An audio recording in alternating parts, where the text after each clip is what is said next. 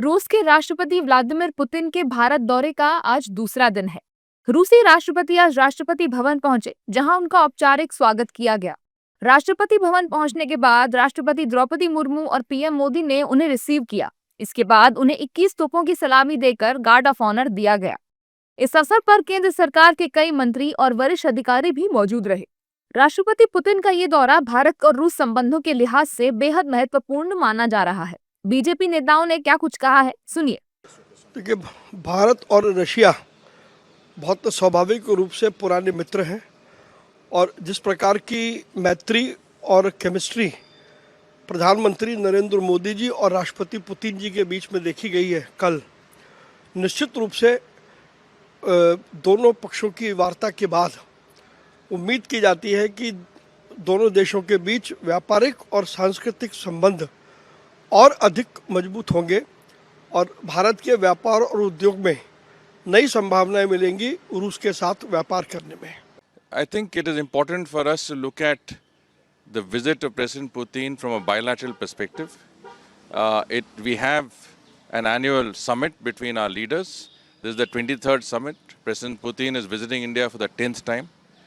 We have an important relationship, a standalone relationship with Russia that has no I think bearing on our relationship with our other partners, and I think from that perspective the visit is an important one, and I think we are looking at various outcomes, especially on the economic cooperation side from the visit, and certainly I do believe that we will work in a cooperative framework on issues that are good for the people of both our countries. बहुत फ़ायदेमंद है, क्योंकि आप समझते हैं कि आज की तारीख में जो सिंदूर के बाद भी हमने देखा कि हम लोग को एक ऐसे शक्तिशाली देशों से भी समझौता करके रखना चाहिए और मित्रता रखनी चाहिए। और ये नई मित्रता नहीं है, ये तो बहुत पुरानी मित्रता है। आपको याद होगा कि बांग्लादेश के लड़ाई में भी इस मित्रता का हमने पूरा प्रयोग किया था और आने वाले समय में भी इस मित्रता का हम प्रयोग करना चाहते हैं।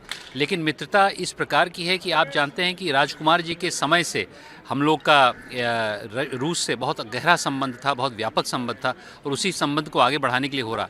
राष्ट्रपति भवन में औपचारिक स्वागत के बाद राष्ट्रपति व्लादिमीर पुतिन सीधे राजघाट पहुंचे, जहां उन्होंने महात्मा गांधी को श्रद्धांजलि अर्पित की।